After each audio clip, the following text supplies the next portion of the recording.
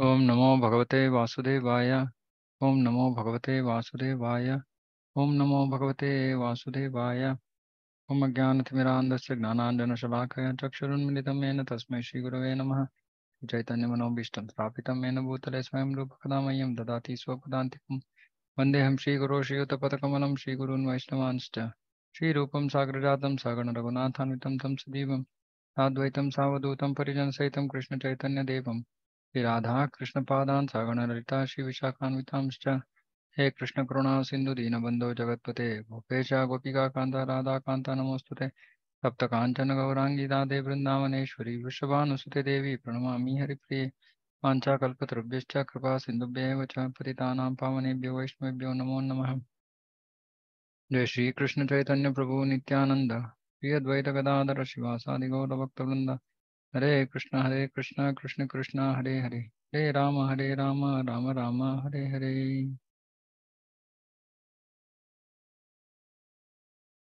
के हरे कृष्णा। तो बहुत ये तीसरे अध्याय में आखिरी भाग में एक बहुत महत्वपूर्ण विषय के बारे में अभी चर्चा हो रही है। तो अर्जुन पूछता है, केन अतः केन प्रयुक्तोऽयं पापं चरति पूरुषः अनिच्छन्नपि वार्ष्णेय बलादिव नियोजितः। मनुष्य न चाहते हुए भी पाप कर्मों के लिए प्रेरित क्यों होता है? ऐसे लगता है कि उसे बलपूर्वक उनमें लगाया जा रहा है। हम्म, असहायक असहायता बलपूर्वक उनमें लगाया जा रहा है। तो पूछ रहे हैं कि बहुत बार हम भी ये इसका अनुभव किया होगा हमने जीवन में। किसी के ऊपर गुस्सा हो जाते हैं और फिर हम बहुत बुरा बुरा लगता है हमें, अरे मैंने ऐसे क्यों किया। तो अर्जुन पूछ रहा है, ऐसे पाप करियों कर्मों में लोग क्यों ऐसे बलपूर्वक कोई उसको खींच रहा है, ऐसे क्यों ऐसे पाप कार्य करते हैं, इसका कारण क्या है? तो ये विशेष रूप से गृहस्थों के लिए बहुत मुख्य विषय है। तो कृष्ण ने इसके बारे में उत्तर देना शुरू किया। पिछले क्लास में हमने पढ़ा, श्री भगवान उवाच काम एष क्रोध एष रजोगुण समुद्भव महाशनो महापाप्मा विद्धि येन मिह वैरिणम। क्या कारण क्या है, क्यों लोग इसे पाप करते हैं? क्योंकि काम एष का कारण है रजोगुण से के संपर्क से उत्पन्न काम है। काम का मतलब है इंद्रिय भोग, भौतिक इंद्रिय भोग का ये जो इच्छा है वो ही काम है। काम और प्रेम दो शब्द है। काम का मतलब है स्वयं खुद का इंद्रिय तृप्ति, वो काम है। और कृष्ण के इंद्रियों का तृप्ति वो प्रेम है। जब हम कृष्ण के इंद्रियों का तृप्ति करने का प्रयास में है तो वो प्रेम कहलाता है। हाँ, और खुद का इंद्रियों का तृप्ति उसको काम कहलाता है, वो काम कहलाता है। तो यहाँ बोल रहे काम ही है जो काम। और कैसे पैदा होता है काम? रजोगुण के संपर्क से काम पैदा होता है। और काम ही क्या बोल रहे हैं यहाँ, जो बाद में क्रोध का रूप धारण करता है और जो इस संसार का सर्वभक्षी पापी शत्रु है। विद्धि महापापमा, पाप महापापी शत्रु है ये काम। क्यों शत्रु है? सर्वभक्षी, सब कुछ नाश करने वाली है ये काम। क्योंकि जो इस इंद्रिय भोग में अटकता है उसका तो भौतिक संसार में एड्रेस परमानेंट हो जाता है। पुनरपि जननम पुनरपि मरणम पुनरपि जननी जठरे शयनम। पुनर्जन्म तो उसका गारंटी हो गया। और वो भी पाप कार्यों में, वो अगर पाप कार्य करेगा तो नरक भी जाना पड़ेगा और पशुओं की शरीर भी मिल सकता है। तो ये पाप, ये काम जो है सब कुछ नाश कर देती है काम। और लोग इस भौतिक संसार में काम के लिए ही जीते हैं। आप क्यों ऐसे कर रहे हो? मेरा इच्छा, मुझे अच्छा लगता है तो मैं कर रहा हूँ। और ये काम ही कारण है कि लोग कलयुग में इतना कष्ट अनुभव कर रहे हैं, इतना दुख झेल रहे हैं। कारण है काम। काम की वजह से हम ये भौतिक जगत में हैं। अगर हमारा जो प्रेम, हम सब में भगवत प्रेम है, अगर वो कलुषित नहीं होता, हम वैकुंठ में ही रहते हैं। हम सब वैकुंठ से यहाँ पतित हुए हैं। और इसका कारण क्या है? प्रेम काम में बदल गया, परिवर्तन हो गया। इस भौतिक संसार में हम इसीलिए आए हैं, काम भोगने के लिए। और इसलिए जब ब्रह्मा सृष्टि करते हैं तो पहले चीज वो क्या सृष्टि करते हैं? मिथ्या अहंकार। मिथ्या अहंकार का मतलब है कि मैं इस शरीर के साथ ये एक संबंध, ऐसे मेरे आत्मा होके, आत्मा भौतिक विषयों से ऊपर है, लेकिन शरीर के साथ ये शरीर ही मैं हूँ, ऐसे भावना मन में बैठने के लिए उसका कारण, उसका किस कैसे वो सोच हमारे मन में आता है? वो मिथ्या अहंकार की वजह से। अगर मिथ्या अहंकार नहीं है तो हमको याद रहेगा, ओ मैं तो भगवान का सेवक हूँ, मैं यहाँ का क्या कर रहा हूँ, चलो निकलो यहाँ से। इसलिए ब्रह्मा जी ने क्या सृष्टि की? पहले मिथ्या अहंकार। तो हम सोच रहे हैं मैं ही ये शरीर हूँ, इस शरीर के संबंधित जो भी है मेरा है, और उसका देखभाल करना मेरा जिम्मेदारी है। तो मैं और मेरा, ये जो मैं और मेरा है, यही काम का आधार है। काम इसी ऐसे ही आता है ना, मुझे चाहिए, मेरे बच्चों के लिए चाहिए, मेरे कुटुंब के लिए चाहिए, मैं और मेरा। तो ऐसे जो काम है, सब कुछ सर्वनाश कर देती है काम।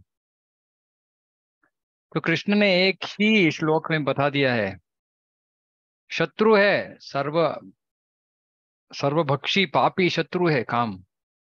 तो इसका मतलब क्या है? काम से हमें दूर रहना है, कुछ सोचने का विषय ही नहीं है, काम से दूर रहना है। लेकिन ये इतना मुश्किल है, इस शत्रु से दूर रहना या इस शत्रु के ऊपर विजय हासिल करना। तो इसीलिए कृष्ण यहाँ अभी जाके बहुत विश्लेषणात्मक रूप से एनालिसिस कर रहे हैं। अभी कृष्ण बता रहे कहाँ है काम, कहाँ कहाँ बैठता है, कितने कितने स्टेजेस है काम में। तो जैसे प्रभुपा जी बोलते हैं, अगर एक शत्रु, एक कुछ युद्ध चल रहा है, तो एक पक्ष दूसरे पक्ष के सब उनका क्या है, उनका सैन्य क्या क्या कैसे रूपित है, उसको कैसे छेद किया जा सकते, वो प्रवेश कैसे कर सकेंगे। तो ये सब स्पाइंग करते हैं ना। तो सब कुछ जानकारी पाने के लिए, क्योंकि फिर उनका जो योजना है वो करेंगे, स्ट्रैटेजी है वो करेंगे। तो इसी तरह ये सबसे बड़ा शत्रु है काम। तो इसके ऊपर विजय हासिल करने के लिए भगवान हमें ऐसे सूचना, ये हिंट दे रहे हैं, कि कहाँ कहाँ है काम, कैसे उसके ऊपर आक्रमण करे, कैसे उससे रक्षित रहे। तो इसके बारे में भगवान अभी बहुत सारे श्लोक बताएंगे अभी, काम के बारे में, क्योंकि ये सबसे बड़ा शत्रु है हमारा। तो इसके बारे में बहुत हमें ध्यान से इसको समझना चाहिए। अभी बोल रहे हैं अगले श्लोक में 38। धूमेनाव्रियते वह्निरथादर्शो मलेन च यथोल्बेनावृतो गर्भस्तथा तेने तमावृतम। तो यहाँ अभी बोल रहे हैं कि तीन काम तीन तरह प्रकट होती है। क्या है? जिस प्रकार अग्नि धुएं से, दर्पण धूल से, अथवा भ्रूण गर्भाशय से आवृत रहता है, उसी प्रकार जीवात्मा इस काम की विभिन्न मात्राओं से आवृत रहता है। तो इतने सारे जीव राशि है, 84 लाख जीव राशि है। तो एक एक अलग अलग जीव राशि अलग अलग काम का की विभिन्न मात्राओं से आवृत रहता है। तो उसके बारे में बता रहे हैं ये तो। हम्म अग्नि धुएं से, अभी अग्नि धुएं से सबसे कम काम है ना, क्योंकि अग्नि तो धुएं से आवृत रहती है, लेकिन अ, थोड़ा वो धुआं इधर उधर चला गया, थोड़ा क्लियर हो गया तो अग्नि दिख जाएगी। हाँ, तो इतना मुश्किल नहीं है। तो ये जो आवरण है, अग्नि धुएं का आवरण है, वो बहुत कम है, उसका शक्ति बहुत कम है। हम्म। और उससे ज्यादा काम का आवरण कैसे रहता है, दर्पण धूल से, अथवा दर्पण धूल से आवृत है। तो वो थोड़ा किसके, उसको क्लीन करने के लिए थोड़ा शक्ति चाहिए होगा। ये अग्नि के धुएं से थोड़ा मुश्किल, ज्यादा मुश्किल है इसको निकालना। और इससे ज्यादा मुश्किल क्या है, भ्रूण गर्भाशय में जो बच्चा गर्भ में है, वो इतना पूरा बहुत अच्छी तरह से वो फंस गया है। हम्म, वो सबसे ज्यादा ज्यादा अज्ञान में है, तो इसका मतलब है सबसे ज्यादा काम में है। तो यहाँ बोल रहे कि ये, इसको एक और तरह से अभी हम समझ सकते हैं। अम, कितना इनमें, कितना कृष्ण भावनामृत जागृत हुआ है। तो यहाँ बता रहे दूसरे शब्दों में, जब जीवात्मा अपने कृष्ण भावनामृत को कुछ कुछ प्रकट करता है, तो उसकी अपना उसकी उपमा धुएं से आवृत अग्नि से दी जा सकती है। तो दो तरह से इसको देख सकते हैं कि एक में तो कम काम है, दूसरे में थोड़ा ज्यादा है, तीसरे में बहुत ज्यादा है। और दूसरे जैसे देख सकते हैं हम कितना कृष्ण भावनामृत प्रकट हो रही है। तो इस धुआं धुएं से आवृत अग्नि सबसे कम कृष्ण भावनामृत प्रकट कर रही है। यद्यपि जहाँ कहीं धुआं होता है वहाँ अग्नि का होना अनिवार्य है, किंतु प्रारंभिक अवस्था में अग्नि की प्रत्यक्ष अभिव्यक्ति नहीं होती। यह अवस्था कृष्ण भावनामृत के शुभ आरंभ जैसे ही है। तो ये आरंभ का स्तर है। दर्पण पर धूल का उदाहरण मन रूपी दर्पण को अनेक आध्यात्मिक विधियों से स्वच्छ करने की प्रक्रिया से समान है। उसकी सर्वश्रेष्ठ विधि है भगवान के पवित्र नाम का संकीर्तन। गर्भाशय द्वारा आवृत भ्रूण का दृष्टांत असहाय अवस्था से दिया गया है, क्योंकि गर्भ स्थित शिशु इधर उधर हिलने के लिए भी स्वतंत्र नहीं रहता है। हाँ, तो एक गर्भ में जो शिशु है, उसका कृष्ण भावनामृत, वो अम,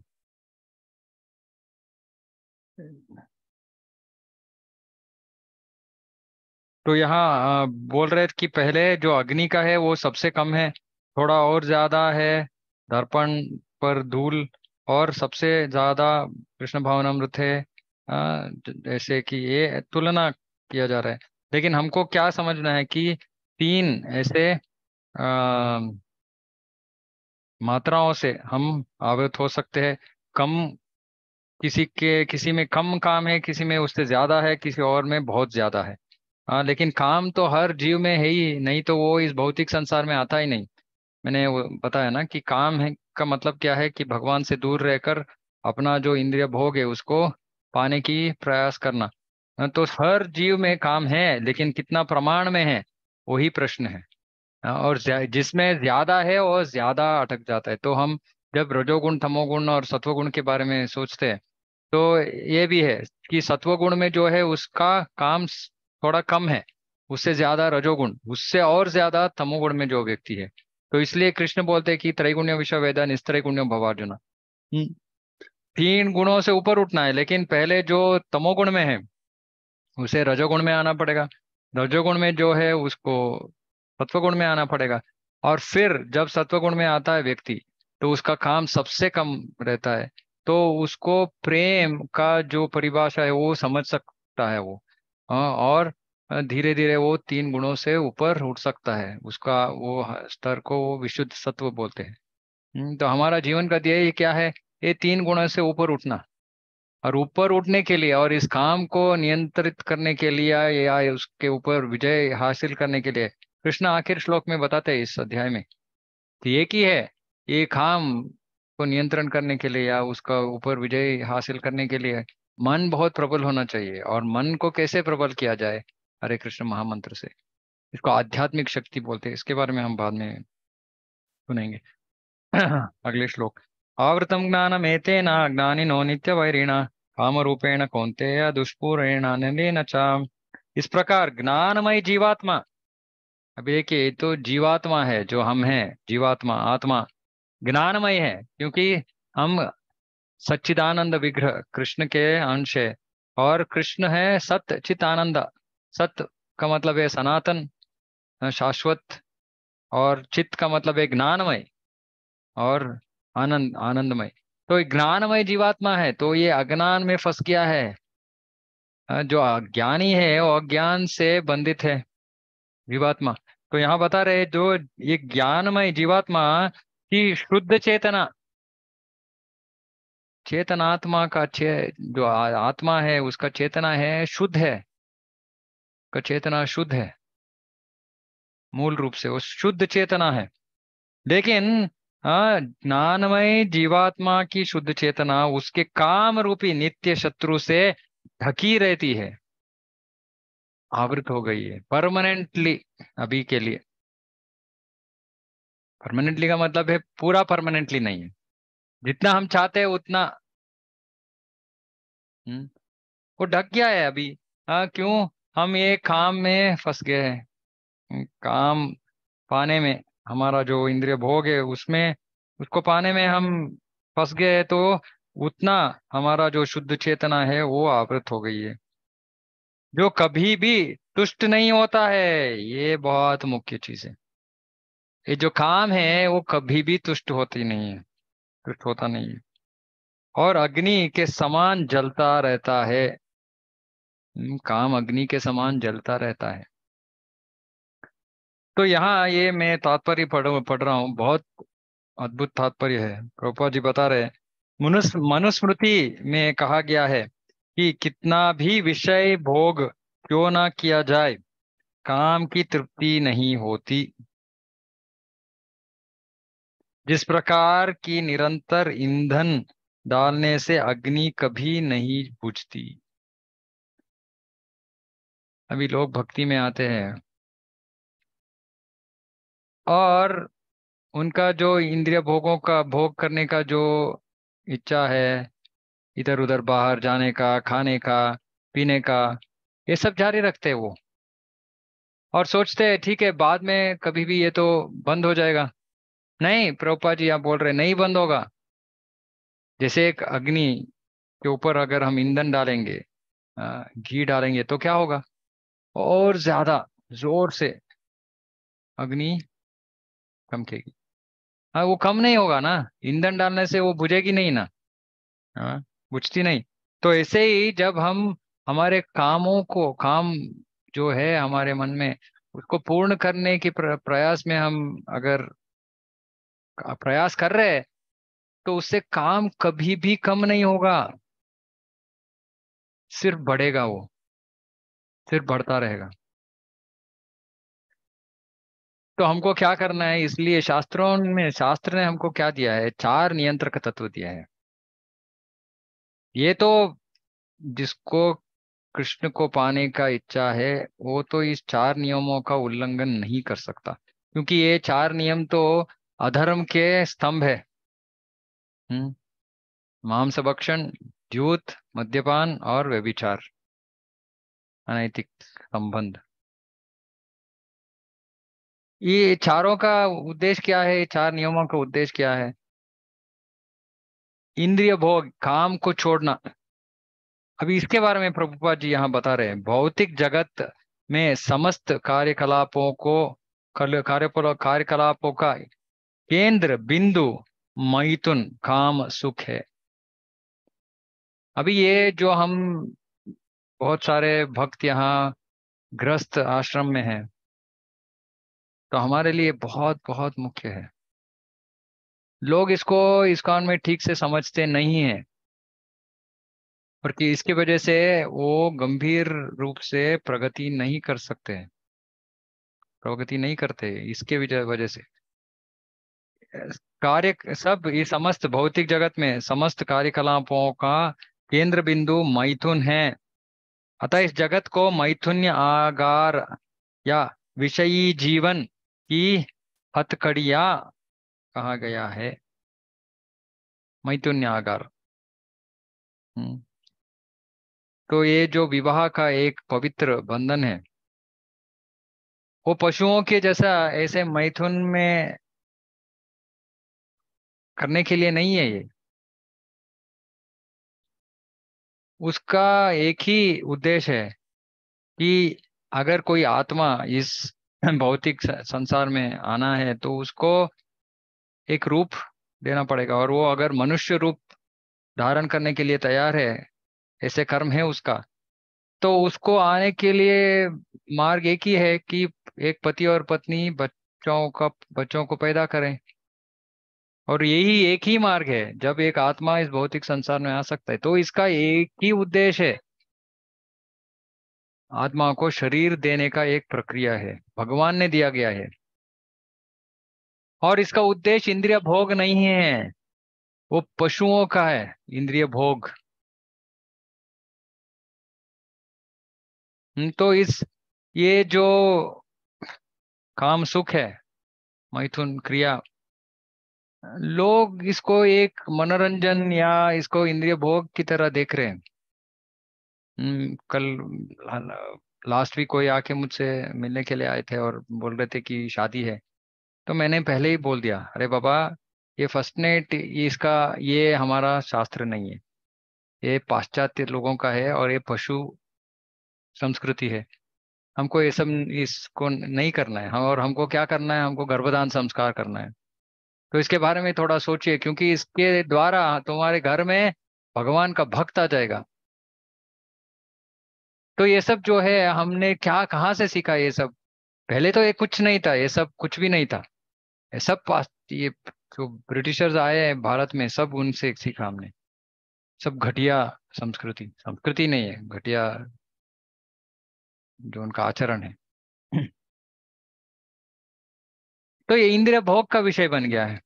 भागवत में हम सुनते हैं जैसे आदित्य दीति, दीदी दीदी कश्यप से वो काम से ग्रस्त हो गई और बहुत बुरे समय में पति के साथ वो साथ आती है, और कौन, हिरण्यकशिपु हिरण्याक्ष पैदा होते हैं। तो ये जो मैथुन है, इसका एक उद्देश्य है, इसका समय रहता है, इसका सब कुछ नियंत्रित है, गर्भधान संस्कार से सब कुछ नियंत्रित है। ऐसे नहीं कि जब भी चाहे ऐसे करो, नहीं। और भक्ति में आने के बाद जब किसी के मन में यह है कि मुझे भगवान को पाना है, फिर तो पति पत्नी सिर्फ बच्चे पैदा करने के लिए ही साथ में आ सकते हैं, नहीं तो नहीं। ये जब सुनते हैं बहुत भक्त भी दीक्षित है लेकिन पालन नहीं करते, अरे बाबा, डर डर होता है, डरता हूं मैं ये सब सुन के। जो दीक्षित है उनको तो ये पहले ये चार नियंत्रक तत्व में एक है, इंद्रिय भोग के लिए पति और पत्नी साथ में आना मना है, सिर्फ बच्चों को पैदा करने के लिए ही आना पड़ेगा, नहीं तो नहीं। अगर कोई इस स्तर पे नहीं है तो दीक्षा लेने का आवश्यकता नहीं है। लोग बोलते हैं नहीं नहीं ये अनैतिक नहीं है। क्यों नहीं है? अनैतिक का मतलब क्या है? कि इंद्रिय भोग इतना अनैतिक नहीं है कि जैसे कि विवाहेतर दूसरे लोगों के साथ संबंध रखना, वहां उतना बदतर नहीं है। लेकिन ये शुद्ध भी नहीं है, क्योंकि इसमें इंद्रिय भोग का वासना है इसमें। तो इस सबको हमें दूर रखना है। बहुत बहुत बहुत कठिन परिस्थितियों में गुजरते हैं भक्त। कहीं कहीं तो दोनों पति और पत्नी भक्त नहीं रहते हैं, तो पति भक्त है तो पत्नी भक्त नहीं है, और उल्टा। और एक व्यक्ति पति पत्नियों में एक को ये सुख चाहिए, दूसरे को नहीं चाहिए क्योंकि उनको कृष्ण चाहिए, फिर मुश्किल होता है। लेकिन ये सब हमें समझना है और भगवान से प्रार्थना करनी है, हमारे हाथ में कुछ नहीं है। लेकिन ये सब हमको समझना है कि ये पशुओं का जीवन है, मनुष्यों का जीवन है, सुसंस्कृत जीवन नहीं है ये। और फिर उससे जो भी गोपा जी बोलते हैं, ये कॉन्ट्रसेप्टिव ये सब हमारा नहीं है, ये सब पाश्चात्य से आया है। नहीं तो प्रभुपाद जी बोलते हैं कितना 100 बच्चों को पैदा करो, नो प्रॉब्लम, बहुत काम वास्ता है, ठीक है, बच्चों को पैदा करो, नहीं करते हम, वो नहीं करने के लिए हम तैयार नहीं है। तो हम गर्भधारण रोकने की प्रयास करते हैं, लेकिन इंद्रिय भोग में रखते हैं। तो ये तो बहुत गलत बात है। लेकिन ये अभी हमारा जीवन में कैसे हो गया है ना, ये हमारा जीवन का अंग हो गया, अंश हो गया है। तो लोग जब इसके बारे में सोचते हैं, तो बोलते हैं, नहीं इसके कारण तो मैं भक्ति में आ ही नहीं सकता, क्यों? मैथुन ने आगर।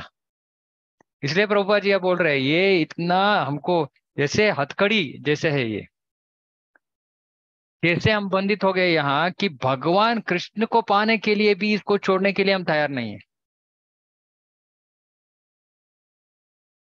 कोई भक्त एक बोल रहे थे मुझे कि बहुत ऐसे 50 साल से ज्यादा है वो कवाई, लेकिन वो के घर में पति मान नहीं रहा है। मैंने बोला नित्यानंद प्रभु से प्रार्थना करो, और क्या कर सकते हैं। ये तो आसुर ही है, जो वो कर रहा है वो असुर स्वभाव है। ऐसे ये नहीं कि ये पशु है। यमुनाचार्य बोलते हैं कि जब हम भक्ति में आगे बढ़ते हैं, जब भक्ति में आगे बढ़ते हैं तो यमुनाचार्य बोल रहे हैं कि जब मैं ये ऐसे इस ये पुरुष और स्त्री का मिलन के बारे में सोचता हूँ तो मुझे बहुत घटिया लगता है और मैं थूकता हूँ। क्योंकि भक्ति में वो इतना प्रगति कर गए है कि ये सब जो है वो देख रहे, ये तो पशु का जीवन है।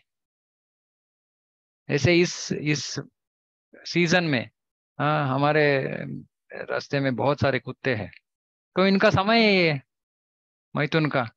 और मैं देखता हूँ कि मनुष्य भी ऐसे ही जी रहे हैं, ऐसे ही जी रहे हैं, क्या डिफरेंस है? कुछ भी डिफरेंस नहीं है। पशुओं की तरह मनुष्य जी रहा है, पशु की तरह। और पूरा जो मनुष्य जन्म है व्यर्थ कर रहा है।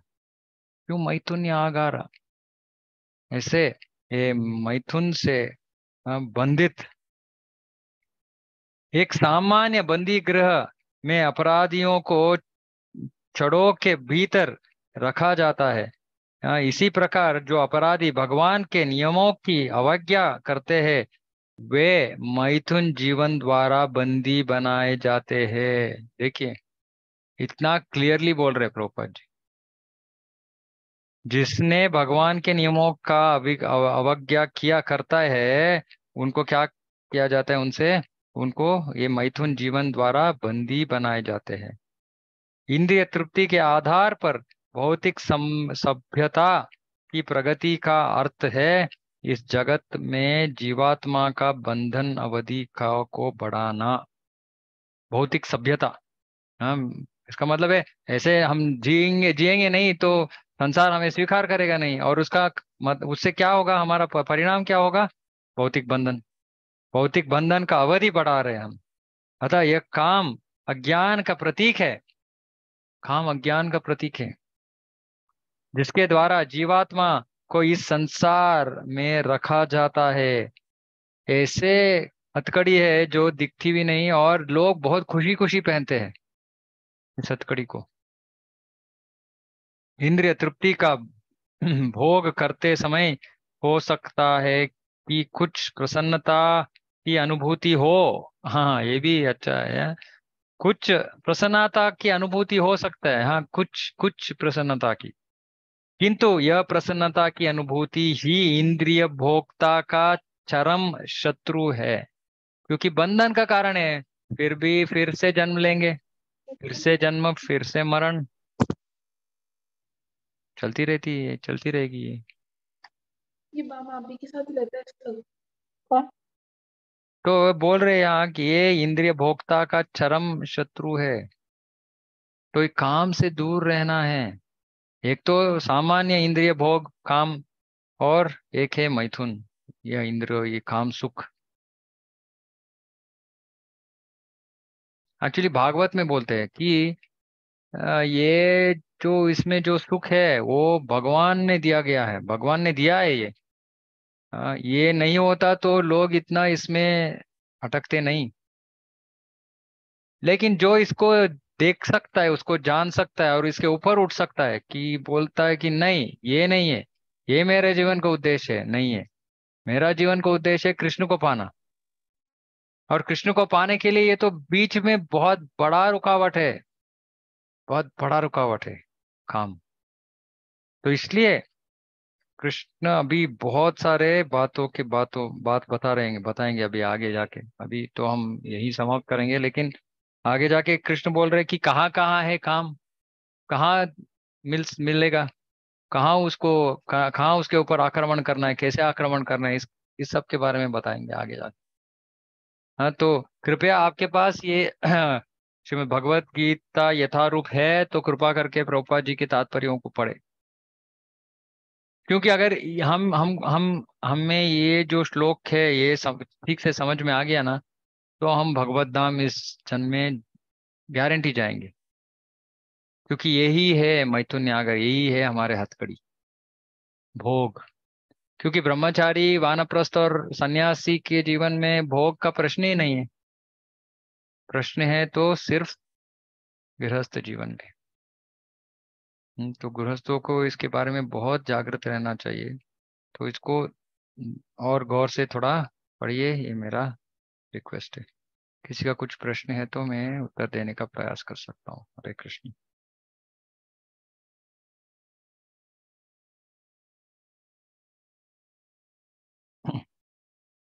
ओके, खत्म करे, नहीं तो पंचाकल्पतरुभ्यश्च कृपा सिन्धुभ्यो च पतितानां पावनेभ्यो वैष्णवेभ्यो नमो नमः। अनंत कोटि वैष्णव की जय, जगत श्री प्रभुपाद की जय। हरे कृष्ण।